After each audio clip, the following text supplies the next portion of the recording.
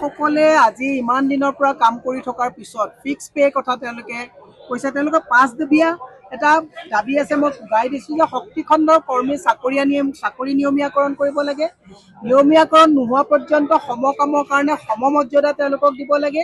89 মানে দিনীয়া মজুৰি নীতি শীঘ্ৰে বাতিল কৰিব লাগে আৰু শক্তি খণ্ডৰ কৰ্মী আৰু অস্থায়ী কৰ্মীসকলৰ জীৱন জীৱিকা সুৰক্ষা নোহোৱা পৰ্যন্ত তেওঁলোকৰ মানে এই গোটেই যিখিনি 5 দফীয়া তেওঁলোকে দাবী দিছে এই দাবীখিনি চৰকাৰে পালন কৰিব লাগে। আমি আগৰ পৰাই কৈ আছোঁ, বিৰোধীয়ে কৈ থাকিলে মানুহে ভাবে যে আমি বিৰোধীৰ কাৰণে বিৰোধিতা কৰিছোঁ।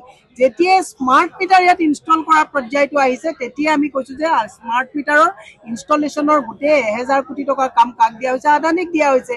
এডেও দুডেও লুটানিয়াৰ চেওকে এওঁলোকক আউটচোৰ্চ কৰি লাহে লাহে APDCLটো যদিও এতিয়া প্ৰফিটত আছে তেওঁলোকে প্ৰফিট নথকা দেখুৱাই এওঁলোকক ছাটাই কৰা এটা ষড়যন্ত্ৰত চৰকাৰ মানে নিমজ্জিত হৈছে। সেইকাৰণে আমি হিমন্ত বিশ্ব শৰ্মাক কৈছোঁ।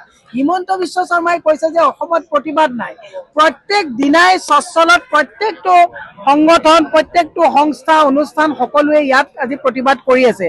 আমি হিমন্ত বিশ্ব শৰ্মাক কৈছোঁ কাৰণ শক্তিমন্ত্ৰীকটো কৈ লাভেই নাই। এতিয়া এজন মন্ত্ৰীৰ চৰকাৰ চলি আছে, বেলেগ কাৰো কথা নুশুনে। হিমন্ত বিশ্ব শৰ্মাক কৈছোঁ APDCLৰ যিসকল মানুহে নিজৰ জীৱনটোকো তেওঁলোকে তুচ্ছ-তাচ্ছিল্য কৰি কাৰেণ্ট কাটাৰ পৰা কাৰেণ্ট লগোৱাৰ পৰা মিটাৰ ৰিডিং কৰাৰ পৰা গোটেই শ্ৰম দান দি আহিছে। এইখিনি মানুহক যোনে পোহৰ দিয়াৰ ক্ষেত্ৰত তেওঁলোকৰ পাৰিশ্ৰমিক দি আহিছে আৰু সেইখিনি মানুহকে অন্ধকাৰত লৈ যাবৰ ভৱিষ্যতে তেওঁলোকে এটা প্ৰয়াস কৰিছে। সেইকাৰণে মুখ্যমন্ত্ৰীক কৈছোঁ বহুত হ'ল, হাল এৰি ইয়াত বহুত খেদিলে। গতিকে APDCLৰ যিসকল প্ৰায় 5000ৰ ওপৰত কৰ্মচাৰী আছে তেওঁলোকৰ যি 5 দফীয়া দাবী আছে এই দাবীসমূহ পূৰণ কৰে। আজি তাৰিখত চাওক বস্তুৰ ইমান আকাশলংঘী দাম হৈছে। 12,000 টকাত 15,000, 12,000, 17,000 টকাত 3টা স্লেব আছে। 5 বছৰ, 10 বছৰ আৰু 10 বছৰ বা 15 বছৰ ওপৰত 17,000 টকা। 17,000 টকাত চাকৰি কৰি এটা পৰিয়ালে কেনেকে মানে এটা পৰিয়াল চলাব পাৰে ইয়াক বৃহৎ প্ৰশ্ন। সেইকাৰণে মুখ্যমন্ত্ৰীক আমি টানি দাবীও জনাইছোঁ যে কেৱল যে ইয়াত APDCLে যে আজি মানে ধৰ্মঘট কৰি আছে এনেকুৱা নহয়। গোপাল মৈত্ৰীসকলে আজি 18 দিন তাত বহি আছে। নৈতিকতাৰ খাতিৰত মেমৰেণ্ডামখন নিবলৈ আহিবলৈ তেওঁলোকৰ সময় পোৱা নাই। তাতে আপোনালোকে দিছে ফিজিকেলি হেণ্ডিকেপসকলে আজি তাত তেওঁলোকৰ দাবীসমূহ পূৰণ কৰিবৰ কাৰণে আজি তাত অন্বেষণত বহিছে। সেইকাৰণে মই হিমন্ত বিশ্ব শৰ্মাক কৈছোঁ এডভান্টেজ আছাম মানে নৃত্য নাটিকা এইবিলাক ভাল হৈছে, আমি বেয়া পোৱা নাই। কিন্তু এইবিলাকে চমক দেখুৱাই ভিতৰি যে কোৱা বাতৰি এই কথাবিলাক অসমৰ ৰাইজে বুজিছে। আৰু শেষত মই মিডিয়াক এটা কথা মই হিমন্ত বিশ্ব শৰ্মাক প্ৰশ্ন কৰিবলৈ দিছোঁ।